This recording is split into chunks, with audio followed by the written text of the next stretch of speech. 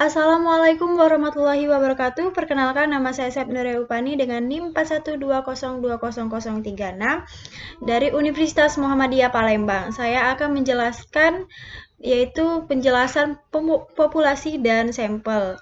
Nah, yaitu populasi adalah semua objek yang akan kita teliti. Yaitu ada juga contohnya, misal kita mau meneliti pengaruh motivasi pembelajar terhadap presentasi siswa atau pembelajar bahasa Inggris siswa SMP Negeri 1 Kayu Agung. Nah, maka populasinya seluruh siswa SMP Negeri 1 Kayu Agung. Contohnya, kalau siswanya ada 10 orang, maka populasinya ada 10 orang juga. Dan ada lagi, misal siswanya ada 20.000 orang, maka populasinya juga 20 orang. Jadi, yang perlu kita garis bawahi yaitu populasinya adalah seluruh objek. Seluruh. Nah, itu. Kata kuncinya adalah seluruh. Nah, untuk contoh kedua, ada juga pemilihan presiden pada 2019. Populasinya ialah semua populasi pemilihan presiden tahun 2019 seperti itu. Nah, yaitu kita lanjut ke sampel. Sampel adalah perwakilan populasi. Seperti itu. Misalnya, populasi adalah seluruh siswa 1.150 orang.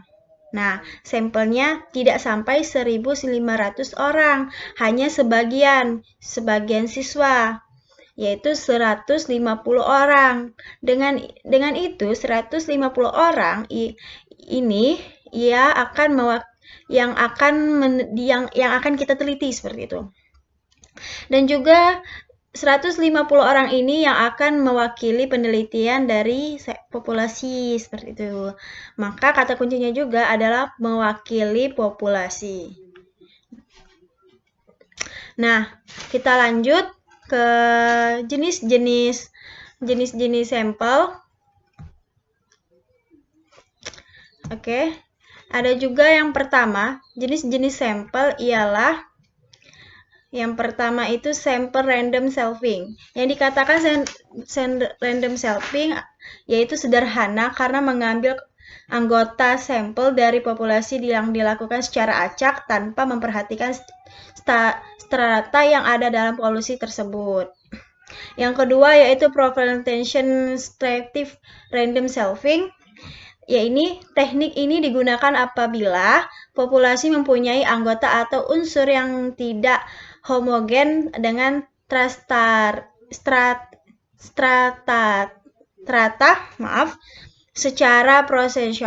secara profesional seperti itu. Contohnya, suatu perusahaan memiliki pegawai dengan penelitian strata selulus S1 sama dengan 50 orang, S2 sama dengan 30 orang, SMK 800 orang, SMA 400 orang, dan SD 300 orang. Maka, contoh pengambilan sampel dengan teknik ini adalah dengan asumsi 10%, seperti itu. Dan dari populasi masing-masing strata yang diambil dari S1 diambil 5 orang secara acak, S2 diambil 3 orang secara acak, SMK diambil 80 orang secara acak, SMA diambil 40 orang secara acak, dan SD diambil 30 orang secara acak. Maka total sampel yang diambil adalah 5 ditambah 3 ditambah 80 ditambah 40 ditambah 30 sama dengan 158 orang. Seperti itu. Dan juga ada contoh dari jenis-jenis sampel. Yang ketiga, disproportion stratified random sampling. Teknik ini digunakan untuk menentukan jumlah sampel bila populasi trastanya tetapi kurang profesional. Seperti itu penjelasannya. Dan contohnya, sesuatu perusahaan memiliki pegawai dengan pendidikan strata lulus S1 sama dengan 50 orang, S2 sama dengan 30 orang, S3 sama dengan 80 orang, SMA 400 orang, dan SD 300 orang. Maka pengambilan sampel dengan teknik ini dilakukan secara bebas. Seenaknya seperti itu ya.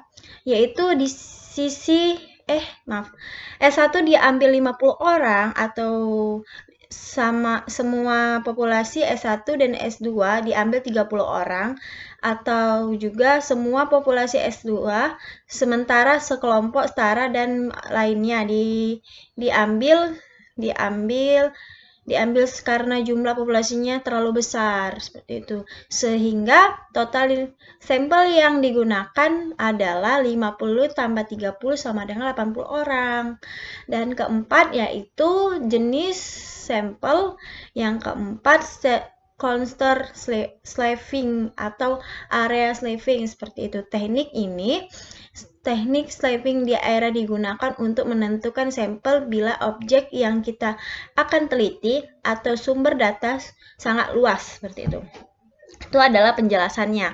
Dan itu ada juga contohnya di dalam kota Kayu Agung terdapat 30 SMP sebagai